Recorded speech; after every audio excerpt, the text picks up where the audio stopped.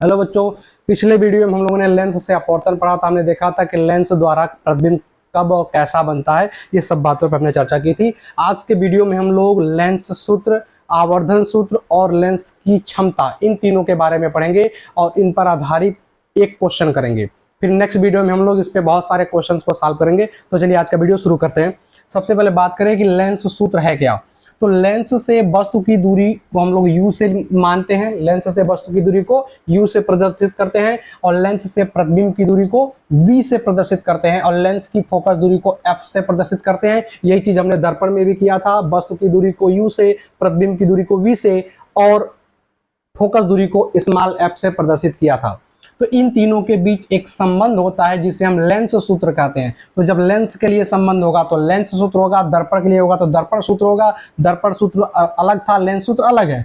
इसमें क्या आएगा, सूत्र क्या होता है, 1/f बराबर होता है 1/v minus 1/u, 1/v minus 1/u। जबकि दर्पण सूत्र में आपने देखा था कि 1/f बराबर 1/v प्लस 1/u होता है और यहाँ पर माइनस 1/u है, u है। 1/v माइनस 1/u, इसी को हम बोलते हैं लेंस सूत्र। यहाँ f है लेंस की फोकस दूरी, v है लेंस से प्रतिबिंब की दूरी और u है लेंस से वस्तु की दूरी। चलिए अब चिन्ह परिपाटी का प्रयोग कैसे करेंगे। चिन्ह परिपाटी पिछले वीडियो में भी बताया है और दर्पण पढ़ाते समय बताया गया था। वही चिन्ह परिपाटी यहाँ भी प्रयोग करना है। दूरियां हम लेंस के प्रकाशिक केंद्र से नापना शुरू करेंगे और जो भी दूरी आपतित किरण की दिशा में पड़ेगी वो धनात्मक होगी और जो आपतित किरण के विपरीत पड़ेगी वो ऋणात्मक होगी।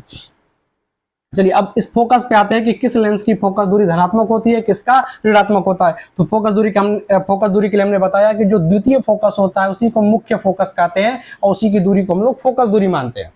तो अगर उत्तल लेंस है तो उत्तल लेंस का द्वितीय फोकस इधर होता है, दाईं तरफ होता है और बाईं तरफ इसका प्रथम फोकस होता है f1। जिस तरफ वस्तु रखते हैं उस तरफ प्रथम फोकस और लेंस के दूसरी तरफ हो जाता है द्वितीय फोकस। ऐसे ही अगर अवतल लेंस के लिए देखें तो अवतल लेंस का द्वितीय फोकस इस बाएं तरफ होता है जिस तरफ हम वस्तु को रखते हैं और प्रथम फोकस दूसरी तरफ होता है। इस तरफ वस्तु रखेंगे तो द्वितीय फोकस इस तरफ होगा, इसमें वस्तु इस तरफ रखेंगे तो प्रथम फोकस इस तरफ होगा। तो द्वितीय फोकस की दूरी को हम लोग फोकस दूरी बोलते हैं। तो यहाँ से हम प्रकाशिक केंद्र से द्वितीय फोकस की तरफ जाएंगे f2 की तरफ, तो हमारा आपतित किरण हम वस्तु इधर रखेंगे तो आपतित किरण जाएगा इस तरफ। तो यहाँ पे दिख रहा है कि जो फोकस दूरी है वो आपतित किरण की दिशा में पड़ रहा है, इसलिए इसकी फोकस दूरी धनात्मक होगी। पिछले वीडियो में हमने बताया भी है। तो उत्तल लेंस की फोकस दूरी पॉजिटिव होती है, धनात्मक होती है। ऐसे उत्तल दर्पण का भी पॉजिटिव होता है। अवतल लेंस के लिए देखें तो इसका f2 इधर है, प्रकाशिक केंद्र से इस तरफ आएंगे और आपतित किरण यहाँ वस्तु से लेंस की तरफ ले जाएंगे। आपतित किरण के विपरीत आना पड़ रहा है, इसका मतलब इसकी जो फोकस दूरी होगी वो ऋणात्मक होगी। तो अवतल लेंस और अवतल दर्पण दोनों की फोकस दूरियां ऋणात्मक होती हैं, उत्तल लेंस का धनात्मक होता है। ये पहले भी बताया जा चुका है, एक बार फिर से बता दिया गया। चलिए अब u और v के लिए क्या देखते हैं।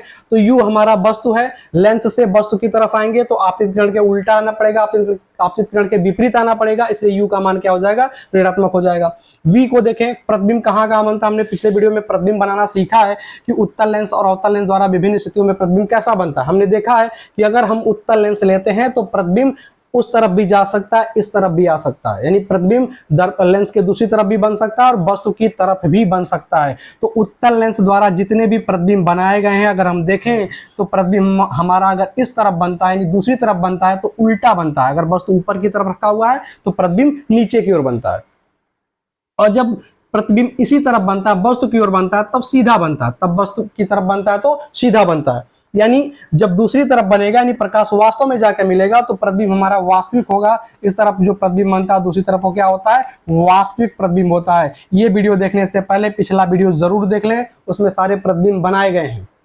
तो अगर प्रतिबिंब दूसरी तरफ बनना है तो प्रतिबिंब वास्तविक होता है और जब वास्तविक होता है तो उल्टा होता है, वास्तविक होता है तो उल्टा होता है और जब इस तरफ बनता है तो आभासी होता है और सीधा होता है। तो जो हमारा आभासी जो प्रतिबिंब हो क्या होगा, सीधा होगा। आभासी प्रतिबिंब अगर है वस्तु की तरफ बनना है तो आभासी होगा और सीधा होगा, दूसरी तरफ बनेगा तो वास्तविक होगा और उल्टा होगा। यानी उत्तल लेंस द्वारा बना वास्तविक प्रतिबिंब उल्टा होता है और आभासी प्रतिबिंब सीधा होता है।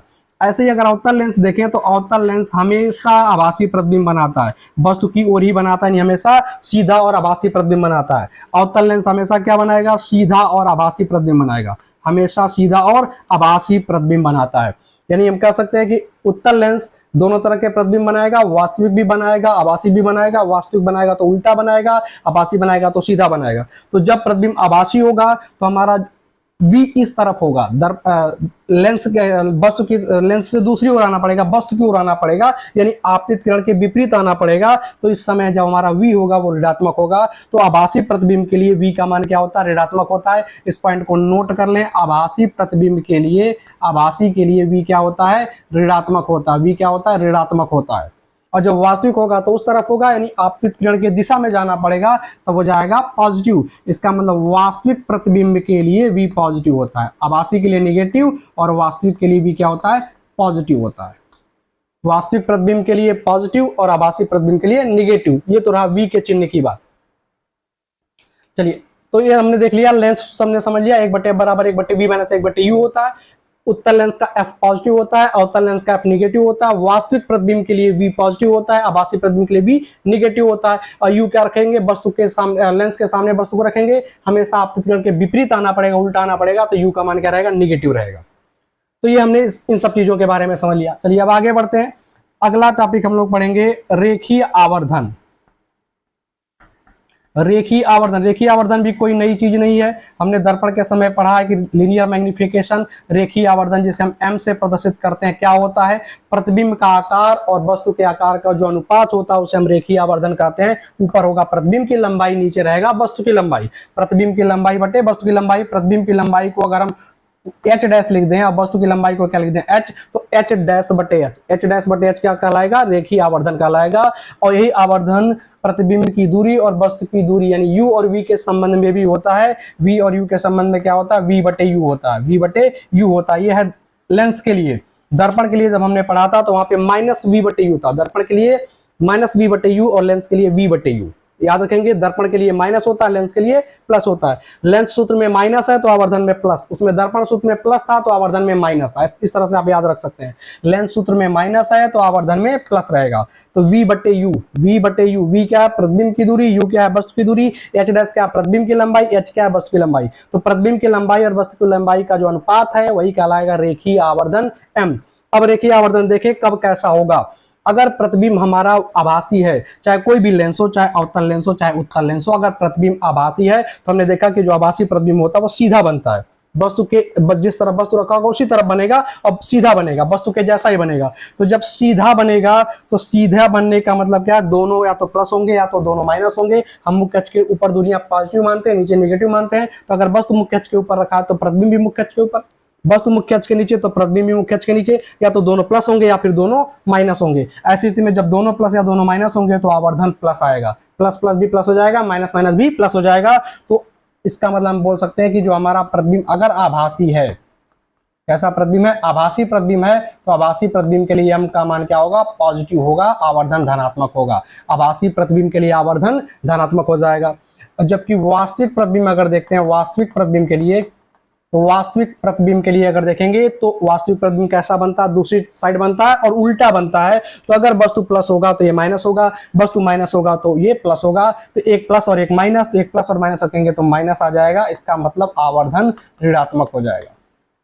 तो वास्तविक प्रतिबिंब के लिए आवर्धन ऋणात्मक होता है, आभासी प्रतिबिंब के लिए आवर्धन धनात्मक होता है। बात को याद रखें, आभासी के लिए धनात्मक, वास्तविक के लिए ऋणात्मक। उत्तल लेंस दोनों तरह के प्रतिबिंब बनाता है, इसका मतलब उत्तल लेंस का आवर्धन धनात्मक ऋणात्मक दोनों हो सकता है। जबकि आभासी अवतल लेंस हमेशा आभासी प्रतिबिंब बनाता है, यानी इसका आवर्धन हमेशा क्या होगा? निगेटिव होगा।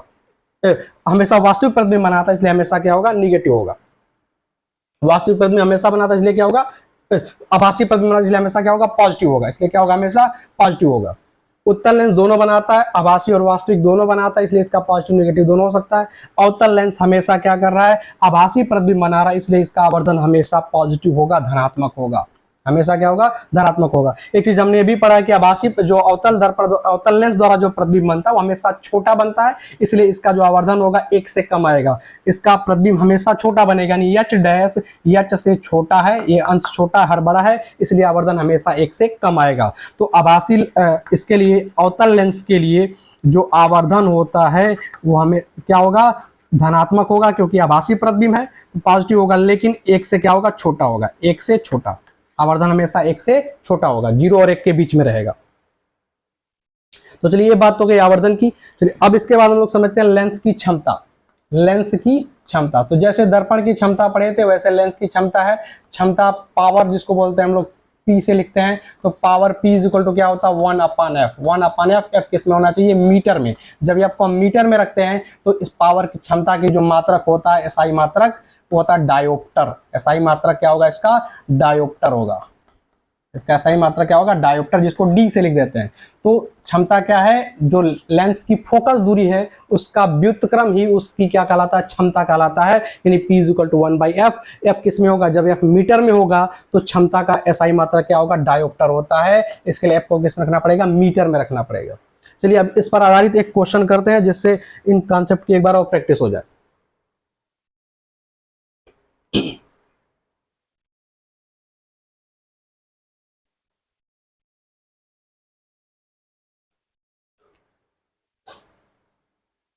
चलिए एक क्वेश्चन करते हैं। एक उत्तल लेंस दिया है जिसकी फोकस दूरी 50 सेंटीमीटर है। उत्तल लेंस की फोकस दूरी बोल दिया 50 सेंटीमीटर है। अब कह रहा है इस लेंस के सामने 25 सेंटीमीटर की दूरी पे कोई वस्तु रखनी है। कहां रखनी है, 25 सेंटीमीटर की दूरी पर कोई वस्तु रखनी है। यहाँ पे कोई वस्तु रख दी गई 25 सेंटीमीटर की दूरी पर। अब कह रहा है इसका प्रतिबिंब कहाँ बनेगा, कैसा बनेगा, स्थिति और प्रकृति बताइए, और साथ साथ आवर्धन भी ज्ञात कीजिए, और बताइए लेंस की क्षमता कितनी है। 50 सेंटीमीटर फोकस दूरी का उत्तल लेंस है, उसकी क्षमता बताना है। क्वेश्चन आपको व्हाट्सएप चैनल पे लिखा हुआ मिल जाएगा, वहां पे आप जुड़ जाइए, लिंक आपको डिस्क्रिप्शन में मिल जाएगा। तो f का मान 50 सेंटीमीटर, फोकस दूरी 50 दिया हम लोग, क्षमता बराबर क्या जानते हैं, क्षमता P इज इक्वल टू होता है 1/f। एफ किस में रखना होगा, हमें मीटर में रखना होगा, और जो फोकस दूरी दी गई है वो किस में दी गई है, 50 सेंटीमीटर में दी गई है। तो इसको पहले मीटर में बदलेंगे तो एक मीटर में 100 सेंटीमीटर होता है। इसमें 100 से भाग देंगे 50/100, तब ये बदल जाएगा किसमें, अब ये बदल जाएगा मीटर में। एक मीटर में 100 सेंटीमीटर, तो 100 से भाग देंगे सेंटीमीटर में तो मीटर में बदल जाएगा। 50/100 का मतलब 1/2 मीटर या 0.5 मीटर, 0.5 मीटर। तो फोकस दूरी को बदल लिया हमने मीटर में। क्यों बदला, क्योंकि क्षमता निकालने के लिए एफ को मीटर में रखना पड़ता है। तो अब एफ को मीटर में रखना तो क्या लिखेंगे, 1/मीटर कितना, 1/2। इसको सरल करेंगे तो 2 ऊपर जाएगा तो हो जाएगा 2/1 हो जाएगा। नहीं, इसका मतलब 1 × 2/1 यानी कि 2। क्या आ गया क्षमता, 2 डायोप्टर। क्षमता क्या आ गया, 2 डायोप्टर आ गया। फोकस दूरी हमने पॉजिटिव क्यों लिया, क्योंकि लेंस उत्तल लेंस है, उत्तल लेंस की फोकस दूरी पॉजिटिव होती है, धनात्मक होती है। लेकिन अगर अवतल लेंस होता तो माइनस लिख रहे होते, क्षमता भी ऋणात्मक आ जाता। तो हमने क्षमता निकाल लिया, पहला पार्ट हो गया। दूसरे पार्ट में कह रहा प्रतिबिंब की स्थिति और प्रकृति बताइए कि प्रतिबिंब कहाँ बनेगा और कैसा बनेगा, आभासी बनेगा, वास्तविक बनेगा, उल्टा बनेगा, सीधा बनेगा, इन सब के बारे में देखना है। तो इसके लिए हमें लेंस सूत्र का प्रयोग करना पड़ेगा, 1/f बराबर 1/v माइनस 1/u। क्वेश्चन से देखें क्या दिया है, वस्तु की स्थिति बता दिया है। वस्तु की स्थिति मतलब u, वस्तु की स्थिति का मतलब क्या होगा, u कितना होगा, तो u दिया 25 सेंटीमीटर की दूरी पर रखना है, तो 25 सेंटीमीटर प्लस या माइनस देखना होगा हमें। तो हम वस्तु को हमेशा लेंस के सामने रखेंगे, तो लेंस से वस्तु की ओर जाएंगे तो आपतित किरण वस्तु से लेंस की ओर जाएगी, यानी हमेशा आपतित किरण के विपरीत आना पड़ रहा है। इसका मतलब u क्या हो जाएगा, नेगेटिव। तो u क्या होता है, नेगेटिव हो जाता है। तो u का मान -25 सेंटीमीटर, फोकस दूरी उत्तल लेंस की पॉजिटिव होती है तो 0.5 मीटर, और u हमें ज्ञात करना है। चलिए मान रखते हैं इसमें 1/f। f का मान क्या रखेंगे, या तो 0.5 रख दे या फिर 1/2 रख दे, जो आसान हो। तो 1/2 रखने में थोड़ा सुविधा आसान रहेगा, 1/2 रख दिया, is equal to 1/v। v हमें ज्ञात करना है, -1/u। u का मान क्या रखेंगे, -25। ठीक है, अब इसको सरल करते हैं। 1/1/2 इसको सरल करेंगे तो क्या हो जाएगा, 1 × 2 हो जाएगा, यानी 2 हो जाएगा, इज इक्वल टू 1/v हमें ज्ञात ही करना है। एक मिनट, यहाँ पे 50 रखेंगे, क्योंकि इसको सेंटीमीटर में रखना है तो इसको भी सेंटीमीटर में रखना पड़ेगा, ध्यान देंगे। एक को सेंटीमीटर में रखना है, दूसरे को भी सेंटीमीटर में, या तो दोनों मीटर में या दोनों सेंटीमीटर में। तो यहाँ पे 50 है तो रखेंगे 50। तो 1/50 बराबर 1/v माइनस 1/25। तो ये 1/50 हो गया, इसको ऐसे लिख देते हैं 1/50 is equal to 1/v minus minus क्या हो जाएगा, ये हो जाएगा प्लस 1/25। ये क्या हो जाएगा, 1/25। अब v को निकालना है, इसको इधर लाएंगे तो 1/v, v को वहीं पे छोड़ दें 1/v को, इसको 1/25 को इधर लाएंगे तो ये प्लस था, इसके साथ आके माइनस हो जाएगा। तो 1/50 माइनस 1/25। अब क्या करेंगे, हर बराबर करेंगे दोनों का। तो 1/v बराबर, हर बराबर करने के लिए 25 को 50 करने के लिए ऊपर नीचे 2 से गुणा करना पड़ेगा। तो 1/50 माइनस 2/50, ये हो गया हर बराबर। अब इसको हम घटा सकते हैं, 1 - 2 यानी 1 में से 2 घटाएंगे क्या आएगा, -1 आएगा बटे 50, इधर 1 बटे v। अब अगर दोनों साइड की तुलना करें तो v बराबर क्या दिख रहा है, -50 दिख रहा है। इसको भी उल्टा कर दिया, इसको भी उल्टा कर दिया, तो क्या हो गया, v बराबर -50। -50 का मतलब क्या हो गया, जो हमारा प्रतिबिंब है, माइनस मतलब इस तरफ वस्तु की तरफ, माइनस मतलब कहाँ होगा, वस्तु की तरफ। इसका मतलब जो प्रतिबिंब होगा वो वस्तु की तरफ ही बनेगा। तो कहाँ बनेगा प्रतिबिंब, वस्तु की ओर। वस्तु की ओर कितनी दूरी पर, 50 सेंटीमीटर की दूरी पर।